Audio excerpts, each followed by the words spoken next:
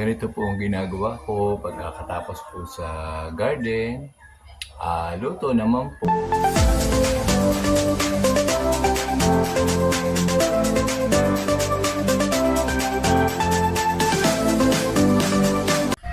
Katatapos ko lang pong magpunta ng garden. Konti lang po naman ang wina-design. Di ko na po binidyo. Didiretso na po ako sa kusina para magluto ng aming tanghalian ng mami. Flex ko po muna sa inyo ito pong aking tanim na ampalaya din sa bako. Tingnan nyo na po, may bunga na. Ang dami ko na pong nakuha diyan.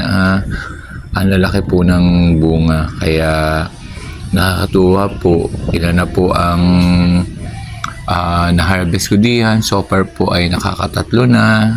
Dito po ako sa malapit po sa aming kusina. Ako po ay nagre-ready po naman ng ilulutong gulay. Katatapos ko lang pong mag-ayos-ayos ng garden.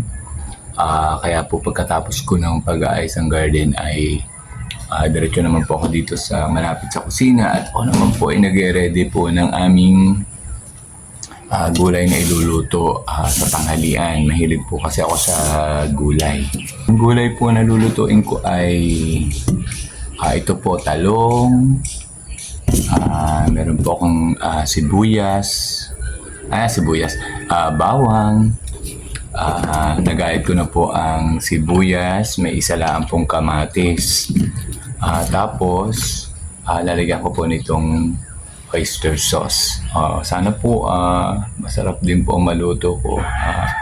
Nakita ko lang po sa YouTube kaya gagayahin ko.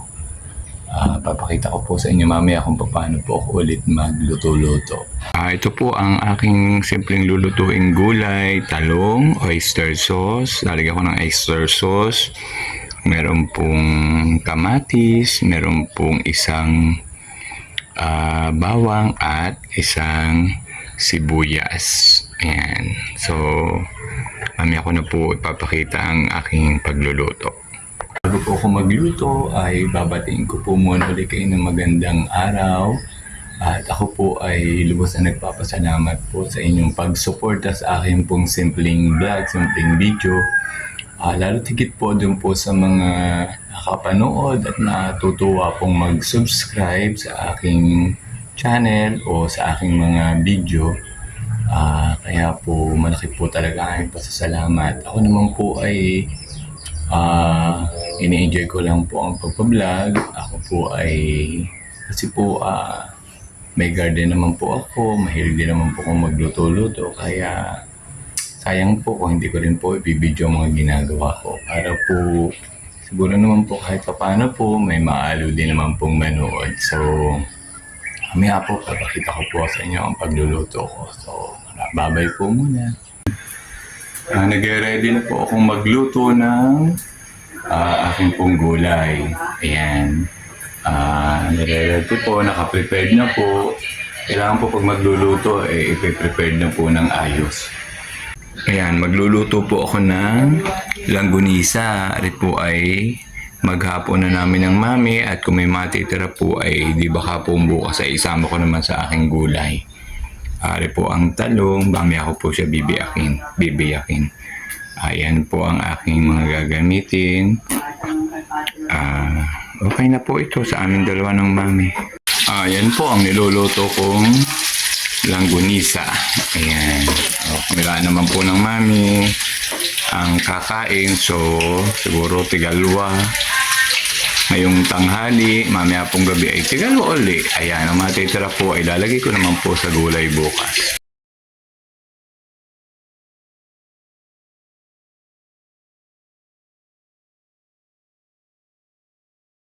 Sisi po ng pagluluto ng langgunisa.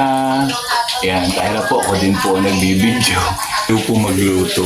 Ayan, sana po hindi ko po masunog aring langgunisa. Huwag ko po sanang masunog. Ayan, paluto na po. Ayan. Ayan, paluto na po ang langgunisa.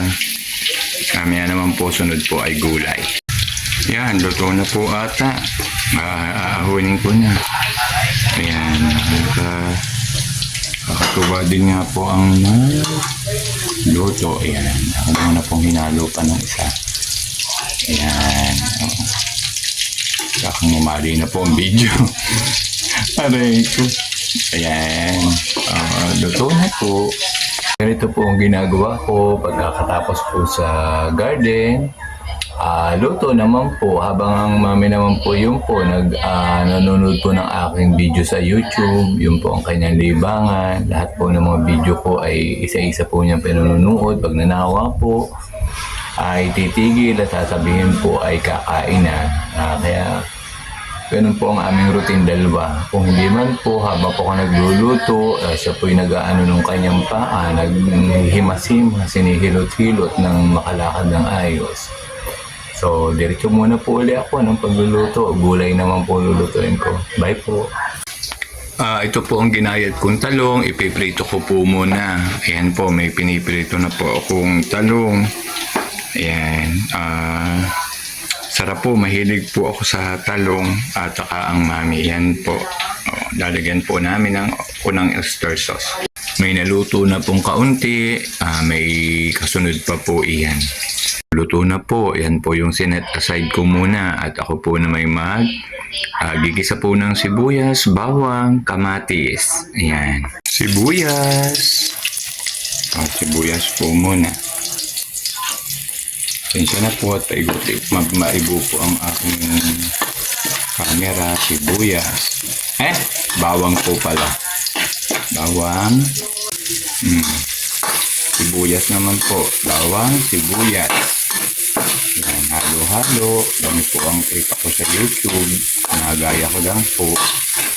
Para po maiba naman po ang aming kakainin ng mami. Ayan. Po ay sibuyas, bawang, kamatis. Ayan. Tamaga po. Ayan. Sana po okay na po ay. Masarap din naman po siguro. Hindi ako nagluto. Pasensya na po. Ganito po ako magluto. Pinurburan ko po ng kaunti pong pampalasa at paminta. Ayan. Halo-halo. Halo-halo. Ayan. May paminta na po at meron po akong ibinurbor na pampalasa na kaunti lang. Ayan po, nilagay ko na po ang talong. Lalagay ko naman po sunod ay oyster sauce. Ayan po, may oyster sauce na po. Kompleto na po, kaunti na lang pong init at luto na po. Nakakain na po kami ni mami. Ayan po ang aking nilutong talong. Pinirito ko po muna.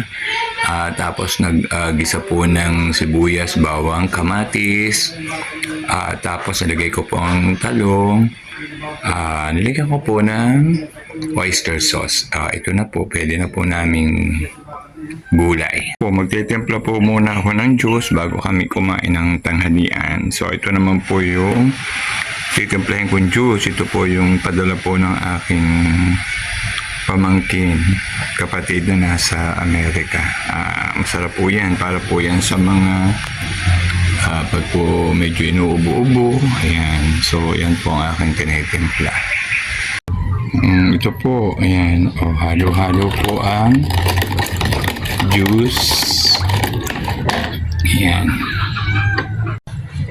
Okay na po. Ayan na po ang juice. Sarap po. Masarap po. Sana po yung magustuhan ng mami ang timpla ko. Umpisa na kaming kumain. Yung isa po yung nag-umpisa na. Tikman muna ninyo ang talong. Masarap ga? Oo daw. Masarap daw. Ayan. Sige, kain. At nang mamay manunood na uli ng TV.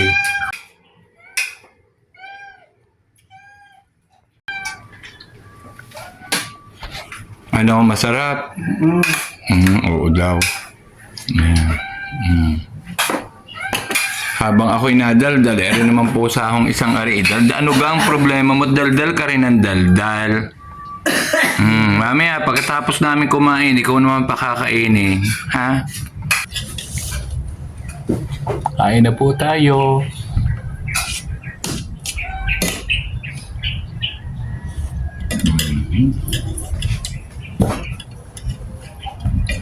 Ari po ang langgunisa, ari po ang mga talong. Yan, nakain na po ako. Simple lang po ang aking kain. 2 langgunisa at saka po yung niluto kong talong at juice. O, kain na po tayo.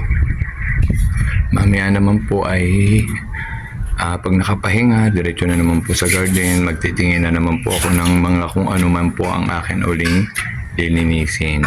Kakain muna po ako.